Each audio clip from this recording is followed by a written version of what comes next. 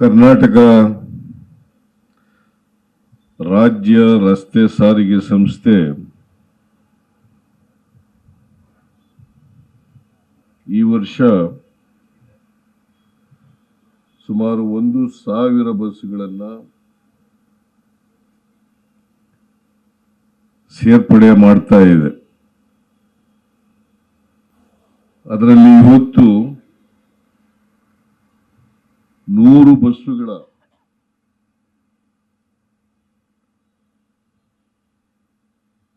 ಬಿಡುಗಡೆಯನ್ನ ಮಾಡ್ತಾ ಇದ್ದೀವಿ.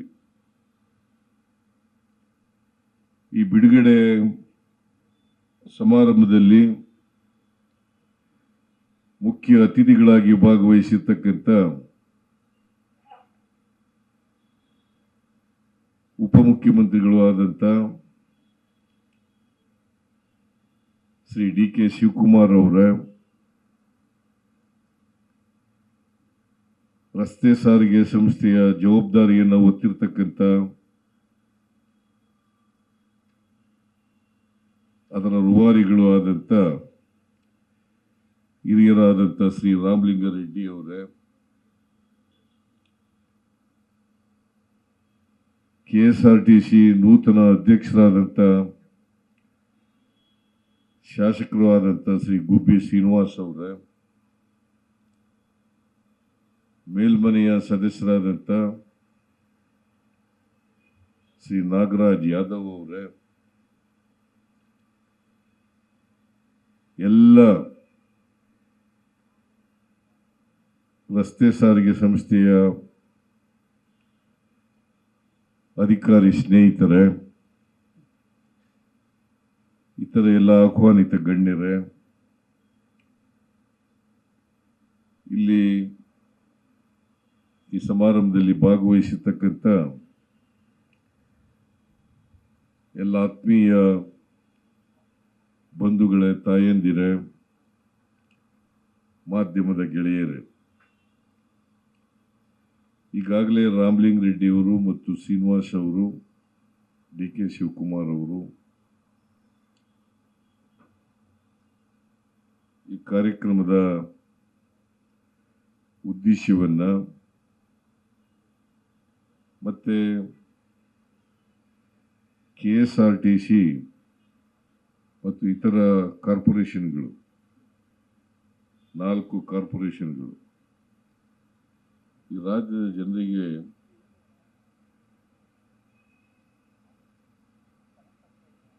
ಬಸ್ಸು ಸೇವೆಗಳನ್ನು ಒದಗಿಸ್ಕೊಡ್ತಕ್ಕಂಥದ್ರ ಬಗ್ಗೆ ಪ್ರಸ್ತಾಪ ಮಾಡಿದ್ದಾರೆ. ನಾನು ಮತ್ತೆ ಅವುಗಳನ್ನೆಲ್ಲ ಪುನರುಚ್ಚಾರ ಮಾಡಲಿಕ್ಕೆ ಹೋಗಲ್ಲ.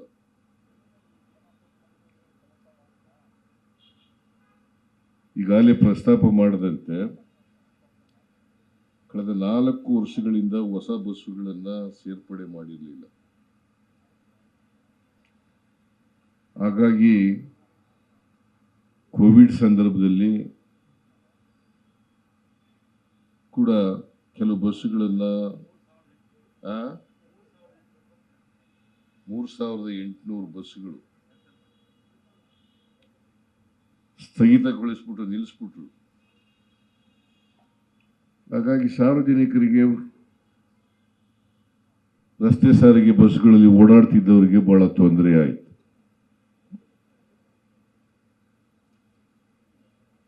ನಾವು ಅಧಿಕಾರಕ್ಕೆ ಬಂದ ಮೇಲೆ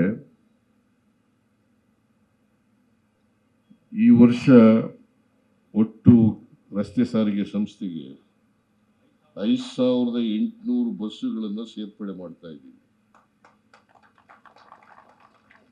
ರಾಮಲಿಂಗಾರೆಡ್ಡಿ ಅವರು ಹೇಳಿದ್ರು, ಕನಿಷ್ಠ 5,000ನಾದ್ರೂ ಕೂಡ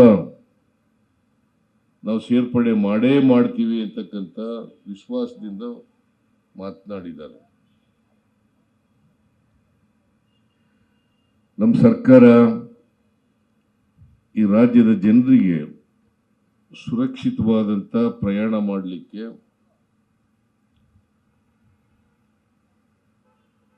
ಮತ್ತು ಸರಾಗವಾಗಿ ಪ್ರಯಾಣ ಮಾಡಲಿಕ್ಕೆ ಬೇಕಾದಂಥ ಎಲ್ಲ ಸವಲತ್ತುಗಳನ್ನು, ಅನುಕೂಲಗಳನ್ನು ಮಾಡಿಕೊಡ್ತದೆ ಅಂತಕ್ಕಂಥ ಮಾತುಗಳನ್ನು ಈ ಸಂದರ್ಭದಲ್ಲಿ ಹೇಳಲಿಕ್ಕೆ ಬಯಸ್ತಾ ಇದ್ದೀನಿ.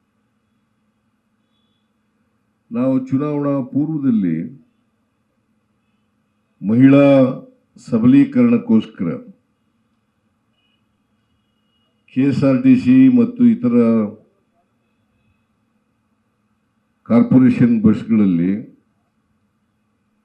ಉಚಿತವಾಗಿ ಪ್ರಯಾಣ ಮಾಡಲಿಕ್ಕೆ ಅವಕಾಶ ಕಲ್ಪಿಸ್ಕೊಡ್ತೀವಿ ಅಂತಕ್ಕಂಥ ಮಾತುಗಳನ್ನು ಹೇಳಿದ್ದು. ನಾವು ಅಧಿಕಾರಕ್ಕೆ ಬಂದು ಮೇ 20ನೇ ತಾರೀಕು, ಜೂನ್ 11ನೇ ತಾರೀಕಿಗೆ ಇದೇ ಜಾಗದಲ್ಲಿ ಬಸ್ನಲ್ಲಿ ಉಚಿತವಾಗಿ ಪ್ರಯಾಣ ಮಾಡ್ತಕ್ಕಂಥ ಕಾರ್ಯಕ್ರಮವನ್ನು ಜಾರಿಗೆ ತಗೊಂಡು, ಅದನ್ನ ಗ್ಯಾರಂಟಿ ಅಂತ ಕರಿತೀವಿ. ಆ ಗ್ಯಾರಂಟಿಯನ್ನ ಜಾರಿಗೆ ತಗೊಂಡು ಅವತ್ತಿನಿಂದ ಇವತ್ತಿನವರೆಗೆ 146 ಕೋಟಿ, ಕರೆಕ್ಟಾ, 146 ಕೋಟಿ ಮಹಿಳೆಯರು, ಶಾಲಾ ವಿದ್ಯಾರ್ಥಿನಿಯರು ಪ್ರಯಾಣ ಮಾಡಿದ್ದಾರೆ. 146 ಕೋಟಿ.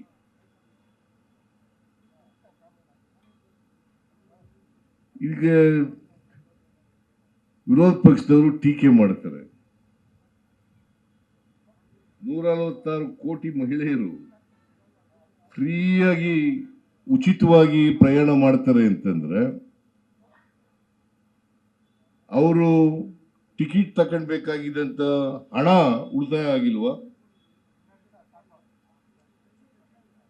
ಕೋಟಿಗಟ್ಟಲೆ ಹಣ ಉಳಿತಾಯ ಆಗಿದೆ. ಈ ಉಳಿತಾಯ ಆದಂತ ಹಣ ಬೇರೆ ಬಾಬುಗಳಿಗೆ ಖರ್ಚು ಮಾಡ್ಲಿಕ್ಕೆ ಅವ್ರಿಗೆ ಕೈಗೆ ದುಡ್ಡು ಸಿಕ್ತಲ್ಲ. ಏನ್ ಹೇಳಿದ್ದು, ಇವತ್ತು ಬೆಲೆ ಏರಿಕೆ ಆಗಿದೆ, ಹಣದುಬ್ಬರ ಆಗಿದೆ, ನಿರುದ್ಯೋಗದ ಸಮಸ್ಯೆ ತಾಂಡಾಡ್ತಾ ಇದೆ. ಇಂಥ ಪರಿಸ್ಥಿತಿನಲ್ಲಿ ಕೊಂಡ್ಕೊಳ್ತಕ್ಕಂಥ ಶಕ್ತಿಯನ್ನ ಹೆಚ್ಚು ಮಾಡ್ತೇವೆ ಅಂತಕ್ಕಂಥ ಮಾತುಗಳನ್ನ ಹೇಳಿದ್ದು. ಕೊಂಡುಕೊಳ್ತಕ್ಕಂಥ ಶಕ್ತಿಯನ್ನ ಹೆಚ್ಚು ಮಾಡ್ತೇವೆ, ಅದರ ಅರ್ಥ ಯಾರು ಬಡವರಿದ್ದಾರೆ, ಎಲ್ಲ ಜಾತಿ ಬಡವರು, ಎಲ್ಲ ಧರ್ಮದ ಬಡವರು, ಎಲ್ಲ ಪಕ್ಷದ ಬಡವರು, ಪಕ್ಷಾತೀತವಾಗಿ, ಜಾತ್ಯತೀತವಾಗಿ, ಧರ್ಮಾತೀತವಾಗಿ, ಭಾಷಾತೀತವಾಗಿ ಇವತ್ತು ಎಲ್ರಿಗೂ ಕೂಡ ಉಚಿತವಾಗಿ ಪ್ರಯಾಣ ಮಾಡಲಿಕ್ಕೆ ಅವಕಾಶವನ್ನು ಮಾಡಿಕೊಟ್ಟಿದ್ದೀವಿ. ಹಿಂದೆ ಯಾವಾರು ಮಾಡಿದ್ರ? ಯಾವ್ದಾದ್ರು ಸರ್ಕಾರ ಮಾಡಿತ್ತಾ? ಏನ್ರಮ್ಮ ಮಾಡಿತಾ? ನೀನ್ ಕೈ ಅಲ್ಲಾಡಿಸ್ತಿಲ್ಲ, ಇವರು ಹೆಣ್ಮಕ್ಳು.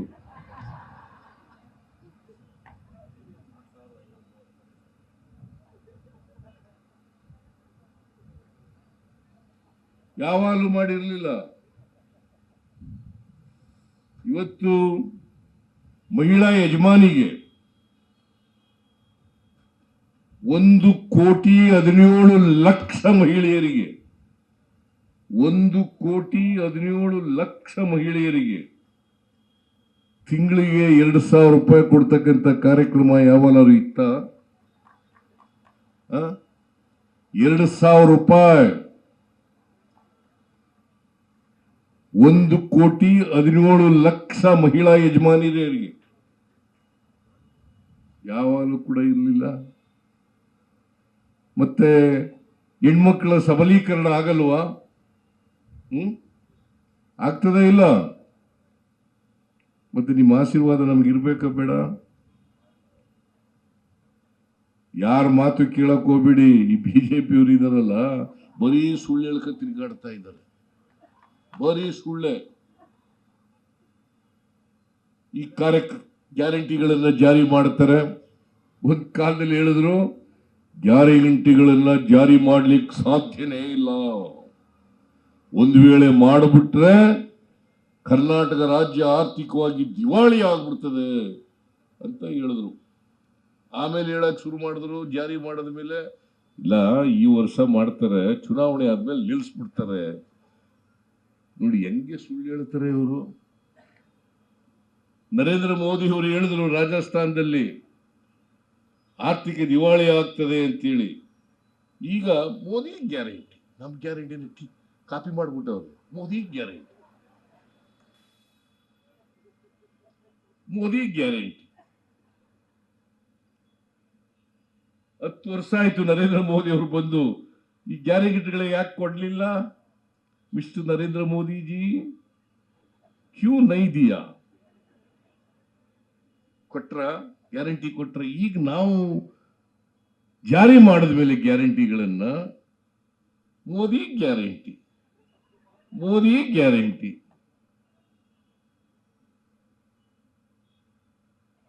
ಇದು ಬರೀ ಸುಳ್ಳು. ಅವರು ಹೇಳಿದಂತ ಒಂದು ಮಾತುಗಳನ್ನು ಕೂಡ ಜಾರಿ ಮಾಡಲಿಲ್ಲ. ಪ್ರತಿ ಕಪ್ಪಣ ವಿದೇಶದಲ್ಲಿದೆ, ಅದನ್ನು ತಗೊಬಂದು ಪ್ರತಿ ಕುಟುಂಬಕ್ಕೆ 15 ಲಕ್ಷ 15 ಲಕ್ಷ 15 ಲಕ್ಷ ಕೊಟ್ಬಿಡ್ತೀವಿ ಅಂತಂದ್ರು. ಕೊಟ್ರ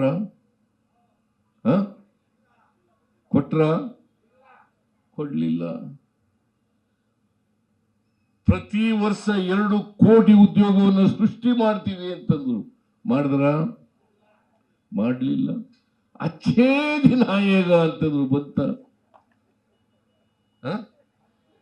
ಬಂತ ಪೆಟ್ರೋಲು, ಡೀಸೆಲ್ಲು, ಗ್ಯಾಸು, ಗೊಬ್ಬರ ಅದ್ರ ಬೆಲೆ ಎಷ್ಟಾಗಿದೆ ಈಗ? ಅಚ್ಚೇ ದಿನ ಬಂತ. ರೈತರ ಆದಾಯ ದುಪ್ಪಟ್ಟು ಮಾಡ್ತೀವಿ ಮಾಡಿದ್ರ. ನರೇಂದ್ರ ಮೋದಿಜಿ ಇವೆಲ್ಲ ಯಾಕೆ ಪ್ರಾಮಿಸ್ಗಳು ಮಾಡಿದೆ? ಈಗ Modi guarantee, Modi guarantee, Modi guarantee. ಹಾಗಾದ್ರೆ ಕೊಡಿ, ಮಧ್ಯಪ್ರದೇಶದಲ್ಲಿ ಕೊಡಿ, ರಾಜಸ್ಥಾನದಲ್ಲಿ ಕೊಡಿ, ಗುಜರಾತ್ನಲ್ಲಿ ಕೊಡಿ, ಎಲ್ಲ ಕಡೆ ಕೊಡಿ. ಹಾಗಾದ್ರೆ ಫ್ರೀಯಾಗಿ ಬಸ್ಗಳು ಫ್ರೀಯಾಗಿ ಬಸ್ನಲ್ಲಿ ಓಡಾಡ್ಲಿ. ಅಲ್ಲೂ ಸರ್ಕಾರಿ ಬಸ್ಗಳಿದಾವಲ್ಲ, ಮಾಡ್ಲಿ, ಕೊಡಿ. ಅಲ್ಲೂ 2,000 ರೂಪಾಯಿ ಕೊಡಿ ಮಹಿಳೆಯರಿಗೆ, ಯಜಮಾನಿಯರಿಗೆ. ಅದು ಕೊಡಕ್ಕಾಗಲ್ಲ. ನಾವು 5 ಕೆಜಿ ಅಕ್ಕಿ, 5 ಕೆಜಿ ಜೊತೆಗೆ 5 ಕೆಜಿ ಕೊಡ್ತೀವಿ. 170 ರೂಪಾಯಿ ಒಬ್ಬರಿಗೆ. ಒಂದು ಕುಟುಂಬದಲ್ಲಿ 5 ಜನ ಇದ್ರೆ 17 850 ರೂಪಾಯಿ, 850 ರೂಪಾಯಿ ಕೊಡ್ತೀವಿ. ನೀವ್ಯಾಕೆ ಕೊಡಲ್ಲ? ಯುವಕರಿಗೆ, ನಿರುದ್ಯೋಗಿ ಗ್ರಾಜುಯೇಟ್ಗಳಿಗೆ 3,000 ರೂಪಾಯಿ ತಿಂಗಳಿಗೆ ಕೊಡ್ತೀವಿ. ನಿರುದ್ಯೋಗಿ ಡಿಪ್ಲೊಮಾ ಹೋಲ್ಡರ್ಸ್ಗೆ 1,500 ರೂಪಾಯಿ ಕೊಡ್ತೀವಿ. ನೀವ್ಯಾಕೆ ಕೊಡಿ? ಹಾಗಾದ್ರೆ ನಿಮ್ಮ ರಾಜ್ಯಗಳಲ್ಲಿ ಕೊಡಿ, ನಿಮ್ಮ ಅಧಿಕಾರ ಇರೋ ರಾಜ್ಯಗಳಲ್ಲಿ ಕೊಡಿ. ಯಾಕೆ ಕೊಡಲ್ಲ? ಮತ್ತೆ ಮೋದಿ ಗ್ಯಾರಂಟಿ ಅಂತ ಏನು? ಯಾವ್ದು ಗ್ಯಾರಂಟಿ? ಮೋದಿ ಗ್ಯಾರಂಟಿ ಯಾವುದು ಇಲ್ಲ. ನಾವು ಇದನ್ನ ಇವತ್ತು 146 ಕೋಟಿ ಮಹಿಳೆಯರಿಗೆ ಇವೆಲ್ಲ ದುಡ್ಡು ಉಳಿತಾಯ ಆಗಿದೆಯಲ್ವಾ? ಪ್ರತಿ ತಿಂಗಳು ಪ್ರತಿ ಕುಟುಂಬಕ್ಕೆ 4,000 ರಿಂದ 5,000 ರೂಪಾಯಿ ಉಳಿತಾಯ ಆಗ್ತದೆ. 4,000 ರಿಂದ 5,000 ರೂಪಾಯಿ ಉಳಿತಾಯ ಆಗ್ತದೆ. ಈ 4,000 ರಿಂದ 5,000 ರೂಪಾಯಿ ಉಳಿದ್ರೆ ಅವ್ರ ಕೈಗೆ ಬಂತಲ್ಲ ದುಡ್ಡು. ಮತ್ತೆ ಅವ್ರು ಕೊಂಡ್ಕೊಳ್ತಕ್ಕಂಥ ಶಕ್ತಿ ಜಾಸ್ತಿ ಆಯ್ತಲ್ಲ. ಅವರು ಬೇರೆ ಬಿಸ್ನೆಸ್, ಅವ್ರಿಗೆ ಬೇರೆ ಬಾಬುಗಳಿಗೆ ಹಣ ಖರ್ಚು ಮಾಡ್ಲಿಕ್ಕೆ ದುಡ್ಡು ಸಿಕ್ತಲ್ಲ. ಇದನ್ನ ನಾವು ಮಾಡಿದೀವಿ. ಕಾಂಗ್ರೆಸ್ ಅದು ಬಿಟ್ಟಿ ಭಾಗ್ಯ. ಎಷ್ಟು ಎಷ್ಟು ಕೀಳು ಮಟ್ಟದಲ್ಲಿ ಮಾತನಾಡ್ತಾರೆ. ಬಿಟ್ಟಿ ಭಾಗ್ಯಗಳದು. 4,000 ರಿಂದ 5,000 ರೂಪಾಯಿ ಕೊಡೋದು ಬಿಟ್ಟಿ ಭಾಗ್ಯನ? ತಿಂಗಳಿಗೆ 4,000 ರಿಂದ 5,000 ರೂಪಾಯಿ ಕೊಡೋದು ಬಿಟ್ಟಿ ಭಾಗ್ಯನ? ಇವತ್ತು 7 ಕೋಟಿ ಜನಸಂಖ್ಯೆಯಲ್ಲಿ 4.5 ಕೋಟಿ ಜನರಿಗೆ ಇವೆಲ್ಲ ಸಿಗ್ತಾ ಇದ್ದಾವೆ.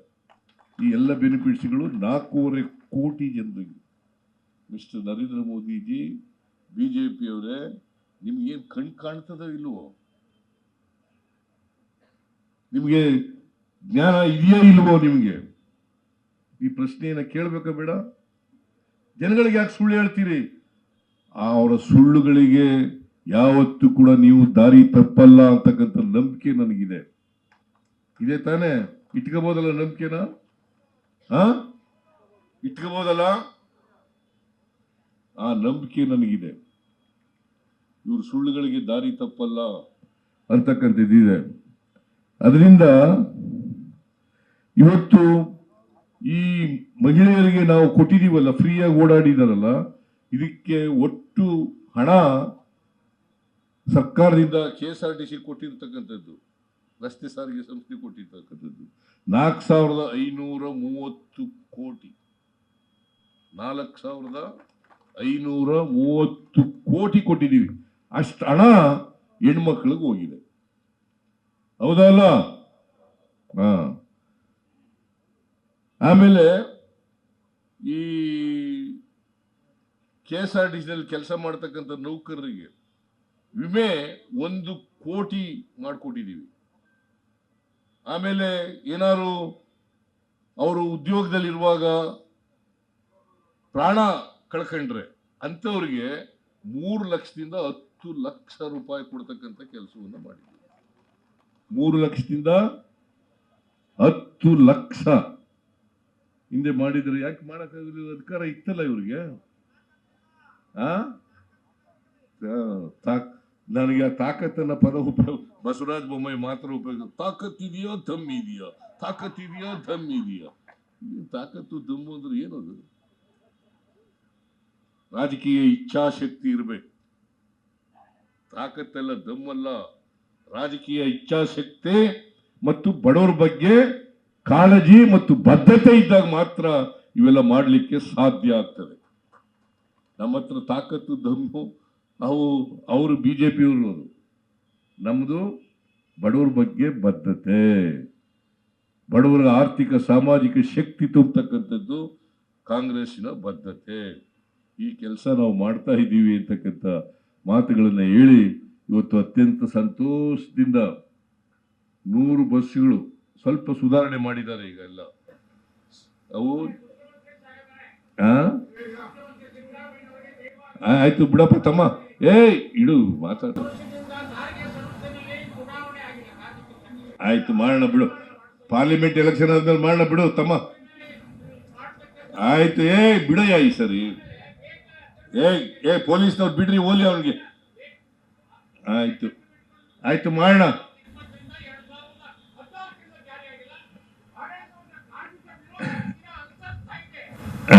ಆಮೇಲೆ ನಡೆಯ ಕರ್ಕೊಂಡೋಗ್ರಿ. ಆಯ್ತು ಆಯ್ತು ಬಿಡಿರ್ತಾವೆ. ಸುಮ್ನೆ ಕರ್ಕೊಂಡೋಗ್ರಿ, ಸುಮ್ನೆ ಕರ್ಕೊಂಡೋಗ್ರಿ. ಅದರಿಂದ ಅವನು ಹೇಳೋದ್ರಲ್ಲೂ ಕೂಡ ಸತ್ಯ ಇದೆ. ಇವೆಲ್ಲವನ್ನು ಕೂಡ ಚುನಾವಣೆ ಆದ ನಂತರ ನಾವು ಗಮನ ಹರಿಸ್ತೇವೆ ಅಂತಕ್ಕಂಥ ಮಾತುಗಳನ್ನ ಈ ಸಂದರ್ಭದಲ್ಲಿ ಹೇಳಿ, ನನಗೆ ಈ 100 ಬಸ್ಸುಗಳನ್ನ ಬಿಡುಗಡೆ ಮಾಡ್ತಕ್ಕಂಥ, ಲೋಕಾರ್ಪಣೆ ಮಾಡ್ತಕ್ಕಂಥ ಅವಕಾಶ ಕಲ್ಪಿಸಿಕೊಟ್ಟಿದ್ದಾರೆ. ಅದಕ್ಕೋಸ್ಕರ ರಾಮಲಿಂಗ ರೆಡ್ಡಿ ಅವರಿಗೆ ಮತ್ತು ಇತರ ಎಲ್ಲ KSRTC, ನಾನು ಸ್ವಲ್ಪ ದಿನ ಮಂತ್ರಿ ಆಗಿದ್ದೆ, ಇದಕ್ಕೆ 7 ತಿಂಗಳಾಗಿದ್ದೆ. ಸೊ ಹಾಗಾಗಿ ನನಗೆ ಸ್ವಲ್ಪ ಗೊತ್ತಿದೆ KSRTC ಬಗ್ಗೆ. ನಾನು 2097-98ರಲ್ಲಿ ಮಂತ್ರಿ ಆಗಿದೆ ಸ್ವಲ್ಪ ದಿನ. ಸೊ ಎನಿವೆ KSRTC ಅವರು ಒಳ್ಳೆ ಕೆಲಸ ಮಾಡ್ತಾ ಇದ್ದಾರೆ ರಾಮಲಿಂಗ ರೆಡ್ಡಿ ಅವರ ನೇತೃತ್ವದಲ್ಲಿ. ಅವ್ರಿಗೆಲ್ಲರಿಗೂ ಧನ್ಯವಾದಗಳನ್ನು ಹೇಳಿ, ನಿಮಗೆಲ್ಲ ನಮಸ್ಕಾರಗಳನ್ನು ಹೇಳಿ ನಾನು ಮಾತು ಮುಗಿಸ್ತೇನೆ. ಜೈ ಹಿಂದ್, ಜೈ ಕರ್ನಾಟಕ. ನ್ಯೂಸ್ ಫಸ್ಟ್, ನಿರ್ಭೀತಿಯಿಂದ ನಿಮ್ಮ ಪರವಾಗಿ.